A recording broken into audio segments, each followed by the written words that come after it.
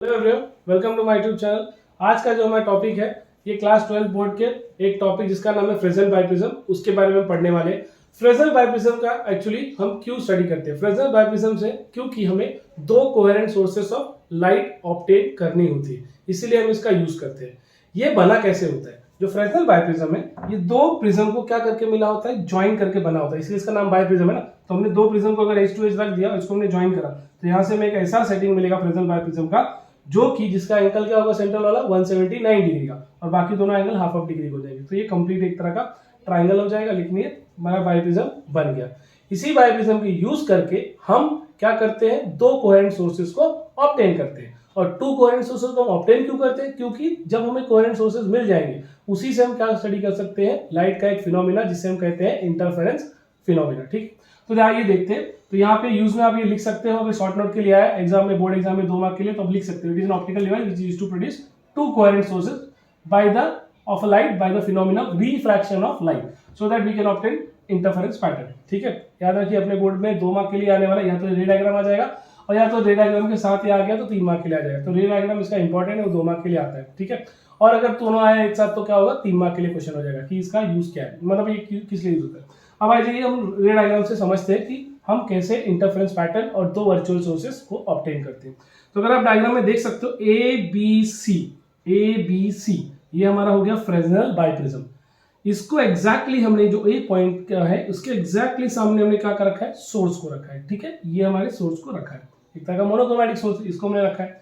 ये हमारी स्क्रीन है, ये जो लाइन है ये हमारी स्क्रीन है। इसको अगर मैं बोल दूं एक्स और वाई तो ये हमारी हो जाएगी स्क्रीन, एक्स एंड वाई, ये हमारी स्क्रीन हो गई। ठीक, अब यहाँ से करना क्या है, हमें सोर्स से क्या होगी, लाइट पास होगी। तो हम ये प्रिज्म को स्टडी करने के लिए दो पार्ट में डिवाइड कर देते हैं। ये किए है ए पॉइंट ए ले लेते हैं, इसको मैं कोई भी पॉइंट ले लूँ यहाँ से, इसको मान लो ओ ले लिया मैंने, ए ओ बी और ए ओ सी। ऐसे आप स्टडी करोगे तो कंफ्यूजिंग नहीं होगा, थोड़ा आराम से आपको समझ में आ जाएगा। देखिए सोर्स से जो एक लाइट एक पहले जाएगी ना एकदम स्ट्रेट, ये पॉइंट आर पर पहुंचेगी।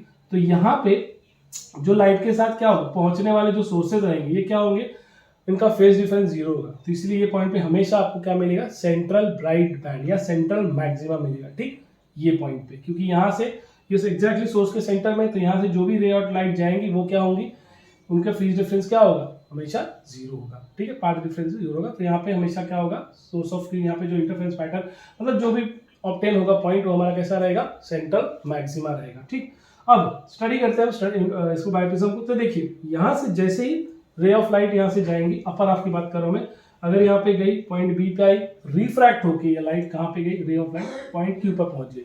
इसी तरह यहीं से एक और लाइट जाएगी, वो कहाँ पे आई, बाइप्रिज्म के इस पार्ट पे आके, पॉइंट पे आके क्या हो गई, डेविएट हो गई और इस तरफ झुक गई, किसकी तरफ, लोअर हाफ की तरफ, और ये बेंड होके यहाँ पे जा रही है। पॉइंट कहाँ पे पहुंच, टी पे। तो ये हमें दो रिफ्रैक्टेड रे ऑफ लाइट मिल गए। इस रे ऑफ लाइट को मैं यहाँ पे पॉइंट पी पर भी आ गया, दूसरा वाला टी पे आ गया। इसी तरह बिल्कुल स्टूडेंट्स लोअर हाफ में आप देखिए, वापस यहाँ पे रे ऑफ लाइट आएगी, ये कहाँ पे जाएगी, इसके अदर एज पे, सी पे, सी से कहाँ चली गई, रिफ्रैक्ट होकर सीधे पॉइंट एस पर आ गई। इसी तरह एक और रे ऑफ लाइट सेम इसी तरह जैसे अपर हाफ में होता, ये रे ऑफ लाइट गई यहाँ पे पॉइंट पी पर आ गई। तो हमें अब 4 रिफ्रैक्टेड रे ऑफ लाइट मिल गई, 2 अपर हाफ में 2 लोअर हाफ में। अगर आप देखोगे ध्यान से, ये जो अपर हाफ की बात कर रहा हूं मैं पहले, अपर हाफ से जो कौन सा रे ऑफ लाइट है, टी, और ये आपका बोल सकते हो क्यू। तो अगर टी और क्यू को आप ध्यान से देखोगे तो हमें ऐसे लगेगा कि ये यहाँ से कोई सोर्स अवेलेबल होगा, वहां से लाइट सीधे सीधे आएगी। कौन सी, रिफ्रैक्टेड रे जो है वो हमें लगेगी ये पॉइंट कहीं यहाँ पे पॉइंट मिल रहा होगा, सोर्स होगा, वहां से आए होंगे। तो इस सोर्स को हमने पॉइंट को क्या नाम दे दिया, पॉइंट S1। ठीक है, वैसे ही अगर हम दूसरा जो देखें, लोअर हाफ का जो रिफ्रैक्टेड रे ऑफ लाइट कहाँ था, पॉइंट पी पर था। ठीक है, पॉइंट पी और एस पे था। इसको अगर हम देखेंगे तो इसको ऐसे लगेगा ये कहीं पे यहाँ पे आके मिलेंगे S2 पे। तो यहाँ से कोई सोर्स ऑफ लाइट गई होगी जिससे ये रे ऑफ लाइट आएगी, लेकिन ये रिफ्रैक्टेड जो रे ऑफ लाइट है यहाँ पे मर्ज मिल रही है, तो इस पॉइंट को हमने क्या नाम दे दिया, S2। तो इस तरह ये S1 और S2 हमें क्या लगेंगे, सोर्स है जो कि लाइट को क्या करे, इमिट। इस सोर्सेस को हमने नाम क्या दे दिया, वर्चुअल सोर्स। और ये दोनों वर्चुअल सोर्स का क्या है, एक तरह से इस मोनोक्रोमैटिक लाइट के ही पार्ट है ना। तो ये क्या हो गए, 2 कोहेरेंट सोर्सेज हो गए, क्योंकि उनकी फ्रीक्वेंसी भी क्या है, सेम ही है।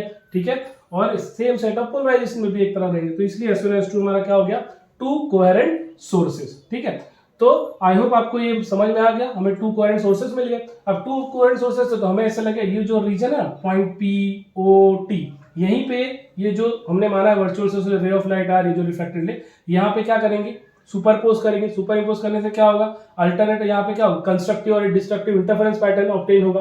कंस्ट्रक्टिव किसको बोला जाता है, क्रस्ट क्रस्ट पे और ट्रफ ट्रफ पे, तो रिजल्टेंट हमें इंटरफेरेंस कैसा मिलेगा, कंस्ट्रक्टिव इंटरफेरेंस मिलेगा। और जब क्रस्ट ट्रफ पे आएगा, ट्रफ क्रस्ट पे आएगा, तो हमें क्या मिलेगा, डिस्ट्रक्टिव इंटरफेरेंस।